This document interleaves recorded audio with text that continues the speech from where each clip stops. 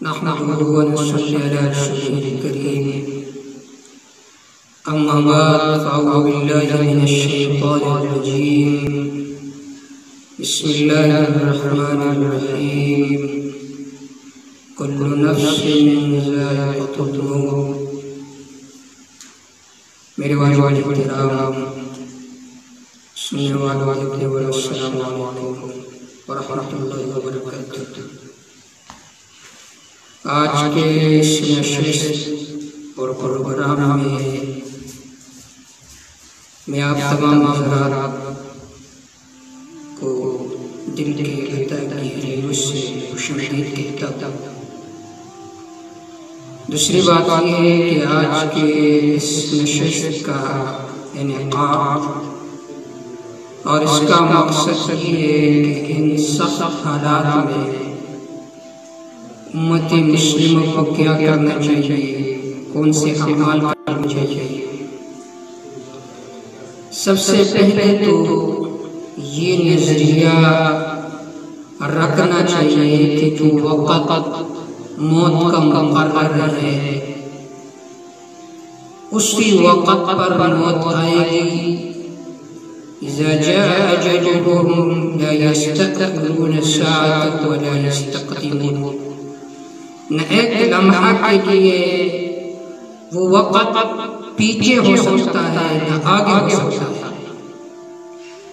جو وقت مقرر ہے اسی وقت پر موت آنی.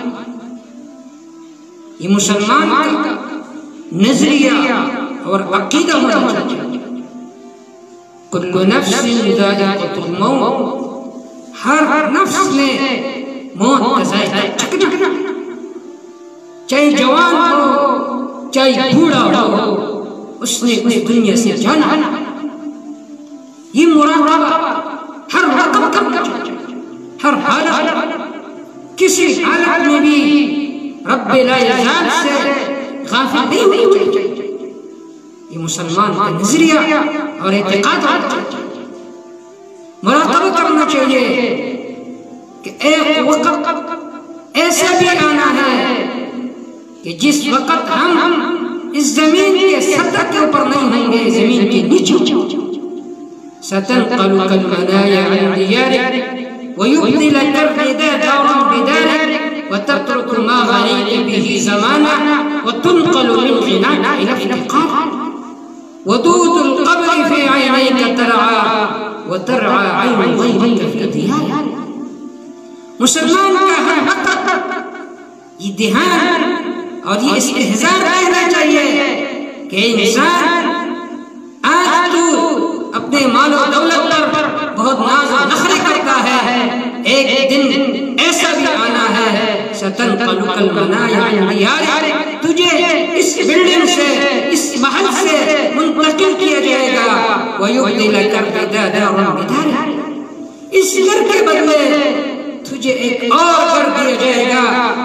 وتترك ما غنيت به زمانا وتنقل من غناك الى افتقارك.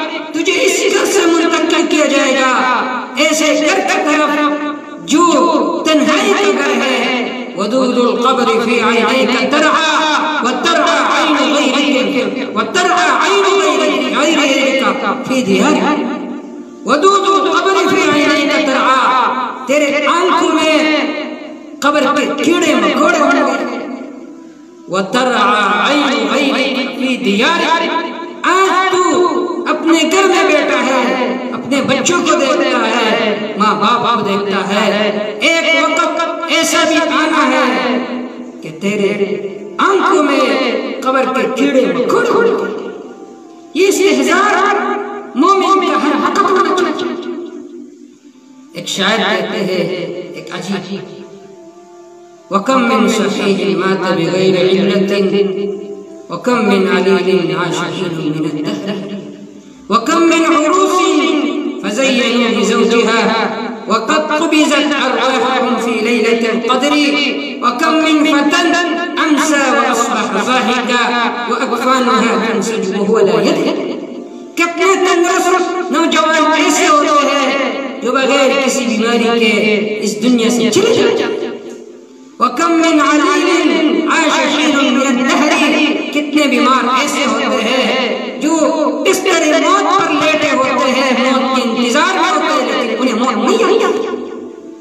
وَكَمْ مِنْ عُرُوسٍ فَزَيَّنُوا لِزَوْجِهَا وَقَدْ قُبِضَتْ أَرْوَاحُهُمْ فِي لَيْلَةِ الْقَدْرِ. کتنے ہی دلہن ایسے ہوتے ہیں جو شوہروں کے لیے مزین ہوتی ہے لیکن اس کے شوہر کا انتقال کا فیصلہ ہو چکا ہوتا ہے، وہ ایک دوسرے کے ساتھ نہیں مل سکتے. وَكَمْ مِنْ فَتًى أَمْسَى وَأَصْبَحَ زَاهِدًا وَأَكْفَانُهَا تُمْسِكُهُ وَلَا يَدْرِي. کتنے نوجوان ایسے ہوتے ہیں جو اپنے دوستوں کے ساتھ ملتے ہیں مسکراہٹ میں، لیکن ان کا قبر، ان کا کفن بازار میں آیا ہوتا ہے، اسے پتہ نہیں لگتا. یہ استہزاء ہونا چاہیے کہ دنیا کی جو نعمتیں ہیں یہ ختم ہونے والی ہے، دنیا کے عیش و عشرت ختم ہونے والا ہے. ایک وقت آنا ہے وہاں پر تنہائی ہوگی، وہاں پر ہم ہوں گے اور ہمارا رب. وہاں پر ہمارے مال و دولت، ہمارے جائیداد کچھ کام نہیں آئیں گے. اگر کام آنے والی چیز ہے تو رب کی رضا ہے. تو آج سے عہد کر لے کہ اس کے بعد کوئی گناہ نہیں کریں گے. اگر گناہ ہو بھی جائے تو اللہ کے دربار میں توبہ استغفار، توبہ استغفار، توبہ استغفار کا اتنا اثر ہے، اتنا اثر ہے. حضرت ڈاکٹر عبدالحی رحمہ اللہ فرمایا کرتے تھے کہ کراچی کا دریا اگر اس میں گندگی داخل ہو جائے لیکن سمندر کا ایک لہر آ کر اس ساری گندگیوں کو بہا کر لے جاتی ہے. اگر آپ کسی مفتی سے پوچھے کہ اس دریا سے وضو کرنا جائز ہے یا نہیں تو وہ یہی فتویٰ دیں گے وضو کرنا جائز ہے، کیونکہ جو گندگی تھی وہ دریا کی ایک لہر کے ساتھ بہہ چکی ہے. حضرت ڈاکٹر صاحب فرمایا کرتے تھے دریا تو اللہ کا مخلوق ہے، اس لہر کے آنے کی وجہ سے ساری گندگی زائل ہو جاتی ہے. اگر اللہ کی رحمت کا دریا ہمارے گناہوں پر بہہ جائے تو ہماری ساری گناہ ختم ہو جائے گی. لیکن شرط یہ ہے کہ ہم توبہ استغفار کریں. ان سخت حالات میں ایک تو موت کا استحضار ہونا چاہیے اور دوسرا توبہ استغفار اجتماعی انفرادی طور پر اللہ کے دربار میں گڑ گڑانا چاہیے اپنے گناہوں پر کہ اللہ ہم نے آپ کو ناراض کیا ہے، اس کے بعد ایسے اعمال نہیں کریں گے جو آپ کی ناراضگی والے اعمال ہو. جو کچھ کہا اور سنا اللہ اس پر عمل کرنے کی توفیق عطا فرمائے. وما توفیق الا باللہ علیہ توکلت و الیہ